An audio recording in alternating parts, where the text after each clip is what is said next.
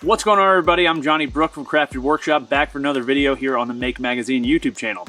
So today I'm turning this really simple maple, burl, and resin tap handle. So next month's project, I'm going to be building a smart kegerator that tracks the volume left in the kegs in my kegerator. I'm going to be serving coffee and my homebrewed beer, and so that's going to be awesome, but I wanted some really cool tap handles to go with it. So again, this is a simple turning project. Turn this on a very inexpensive lathe.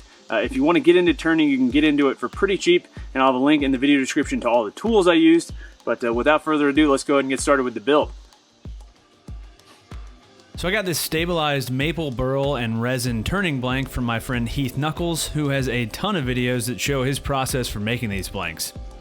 So these blanks are really perfect for all kinds of small turned items, including the tap handles I'm making here. This blank was big enough to get 4 tap handles out of, so my first step was cutting it into 4 equally sized pieces. I did this at the bandsaw, but you could certainly do this with a basic handsaw if you don't have access to a bandsaw. And this was my first time working with a resin blank, and this stuff just makes a massive mess. Next, I needed to mark the center on the pieces so that I could drill a hole for the threaded insert, which will be used to attach the tap handle to the tap faucets themselves. And these inserts are a standard size across the board at pretty much every bar in America, and I'll have links to the exact inserts in the video description below. So I initially tried installing these by drilling a slightly undersized hole and then threading the inserts in, but I just ended up breaking both the resin and the insert when doing this. So I eventually figured out that the best method was going to be to drill a hole big enough that the insert would fit in, and then use epoxy to keep the insert in the hole. So I drilled the holes on the drill press, then put epoxy in the holes and put in the inserts. And it's important to have some kind of bolt threaded into the insert so that the epoxy doesn't get into the threads and keep the threads from being functional. So I let the epoxy cure for about an hour, and then it was time to get to turning. So to get the tap handle started, I used a spur center, which came with my lathe, and this holds the piece in place on the lathe. I pounded the spur center into place with a mallet and then mounted it on the lathe. In the tailstock of my lathe, I installed a live center, which also came with my lathe, and tightened it down. And finally, I positioned the tool rest so that my turning tool would be roughly centered on the piece, and then made sure the blank could spin without hitting the tool rest. To start the turning process, I first needed to roughly bring the blank into round, and so I used carbide tools for this entire project, and I'll have a link to the exact tools in the video description below. So I started with the square-tipped carbide tool, which is really good for roughing out a piece. I was getting a lot of chipping in the resin though, so I just kept kind of increasing my speed as I got the piece closer to round, and this really helped.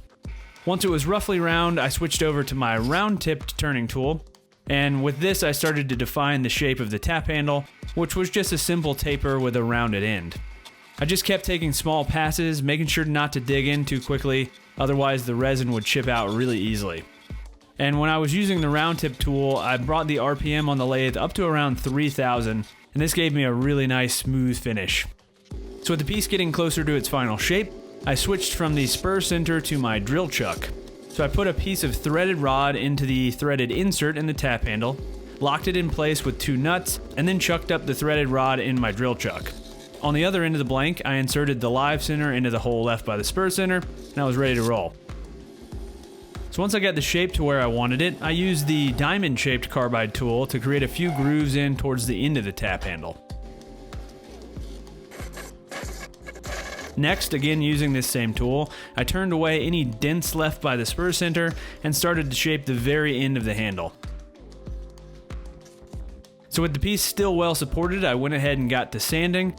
I started with 120 grit, then moved up to 220 grit, and then moved up to this micro mesh system of sanding pads. They start at 600 grit and go all the way up to 12,000 grit, and are pretty essential to get an ultra smooth surface on resin. So I worked my way up through the grits until the tap handle was super smooth, and then I removed the tailstock and started working on the end of the handle. So first I filed down the small bit that was supporting the piece, and then continued to file until the hole from the spur center was totally gone. Next I sanded up through the grits again, starting with 120 grit and working my way up through the micro mesh, and then finally it was time to apply the finish. So I used a friction finish, which means that the finish has a small amount of abrasive in it that brings out a really high shine when buffed out on the lathe. So I applied the finish with a shop towel while the lathe was off, and then turned on the lathe and buffed out the finish. And the final result, as you can see, is a beautiful high gloss finish that really made the color in the resin and maple burl pop. And with the finish applied, the tap handle was done.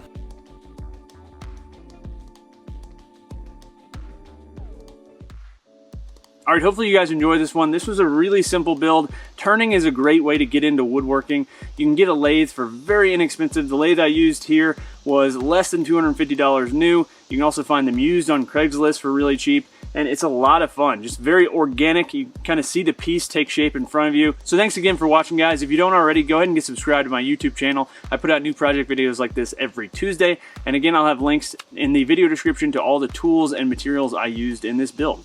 Thanks again for watching, guys, and until next time, happy building.